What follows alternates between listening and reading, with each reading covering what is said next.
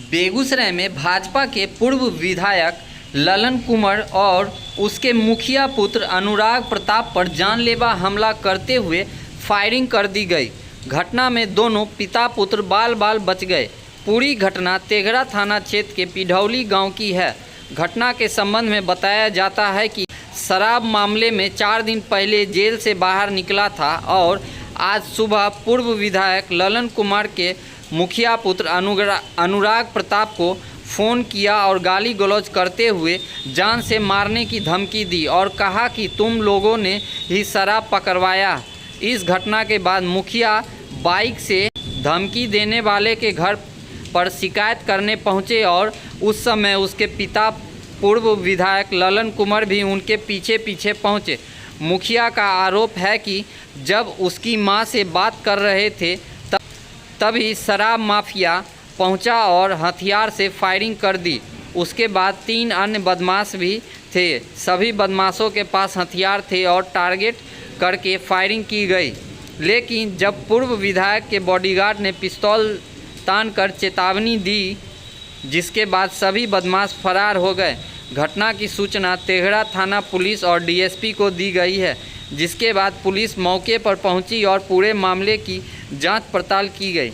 SP Manish Kumar ने press विज्ञप्ति जारी कर बताया कि मुखिया अनुराग प्रताप पर बदमाशों ने फायरिंग की है। इसको लेकर पूरे मामले की जांच पड़ताल की जा रही है। जिस पर आरोप लगाया गया है वह कुछ दिन पहले ही शराब मामले में जेल गया था और जमानत पर बाहर आया है।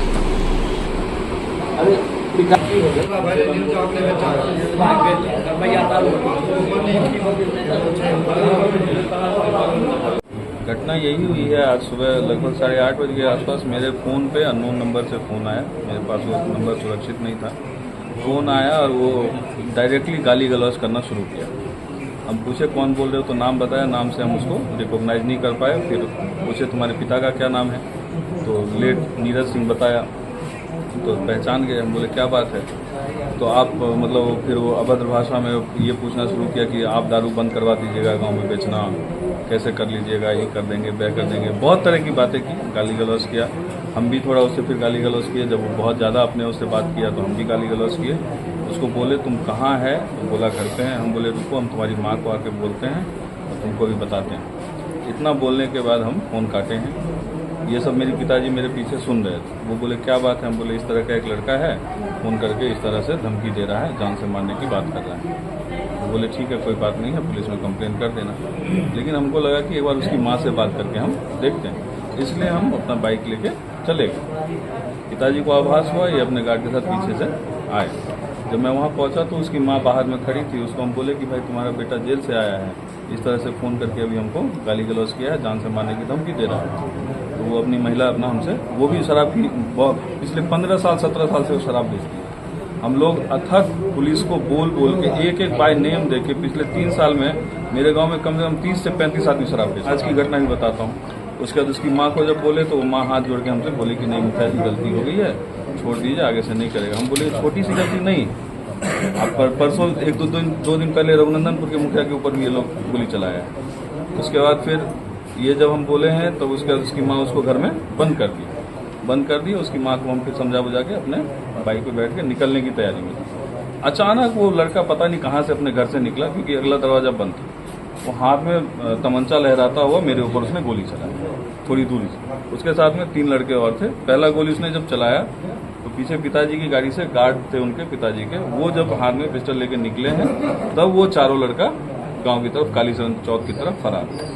और उसने कंटिन्यूसली हमको लगता है 3 या 4 राउंड उसने गोली चलाया है। एक मुझे चिन्हित करके चलाया है, बाकी का वो गोली हवा में धरती पे मारा। धरती पे हम लोग बाद में पुलिस आने के बाद देखे, वहाँ पे किसी सी सड़क में 2 जगह बुलेट का मार। उसके बाद भी कंटिन्यूसली वो फ़ोन कर रहा है। हम डीएसपी साहब को फ़ोन किए, थाना प्रभारी उनको फ़ोन किया, अमलेश जी को। अमलेश जी छुट्टी पे थे, तो डीएसपी साहब ने भी दरोगा को भेजा और खुद जो एडिशनल एसएचओ हैं ऋषिकांत जी, वो भी आए हैं। उसके बाद हम लोगों ने जाके वहाँ देखा है तो वो बुलेट का मार्क मिला है। हम तो मतलब मेरा अभी क्या बताएं, हम समझ में नहीं आया कि भाई इतना साहस किया कैसे। अब कंटिन्यूसली ये लोग शराब का काम इतना बुरी तरह से बढ़ा हुआ है हमारे पंचायत में। 30 से 35 लोग बेचते हैं इस और पुलिस को सब खबर है, लेकिन पुलिस कार्रवाई नहीं करती है। कार्रवाई के नाम पे आती है, 112 नंबर में बिठा के ले जाती है, 10 से 15 मिनट में उन लोगों से पैसा लेके छोड़ती है। और ये इन लोगों का मन बढ़ा है, उसमें कहीं ना कहीं पूरी तरह से प्रशासन ही जिम्मेवार है।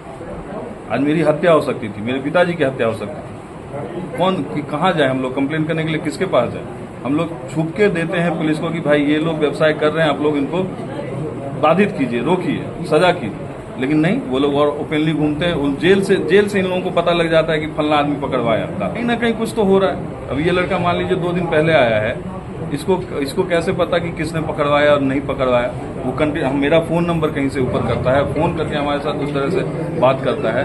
पुलिस को खबर करने के बाद अभी तक आधे घंटे 1 घंटे पहले तक कंटिन्यूसली फोन आ रहा है 2 नंबर से कि मार देंगे, या तो हमको मरवा दो या मार। हम कौन होते हैं मरवाने वाले भाई? और तुम मारोगे तो आओ मारो, हम बैठे हुए हैं यहाँ पे। सरपंच साहब को फोन किया है, सरपंच साहब के साथ गाली गलौज किया है। कौन लेगा इन सब चीजों की जिम्मेवारी? कहाँ जाए हम लोग, जनप्रतिनिधि लोग कहाँ जाए, बताइए आप।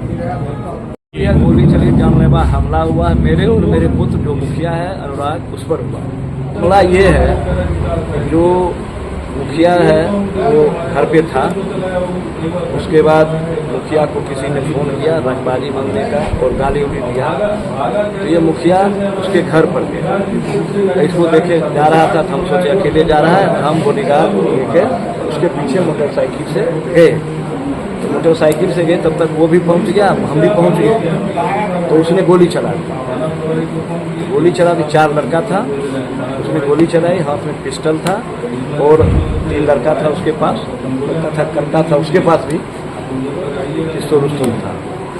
तब जब इससे बकझक कर रहा था तो फिर आगे थोड़ा बढ़ गया, उसके बाद वहाँ से गोली चला दिया।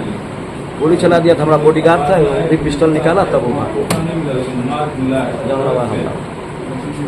मेरे गांव का ही बदमाश सब है, क्रिमिनल है, चोर है, और हो सकता है जेल से भी रांची से, चूंकि वो दो लड़का जो अभी तत्काल 2-4-5 दिन पहले जेल से आया, राजनीतिक भी हो सकता है।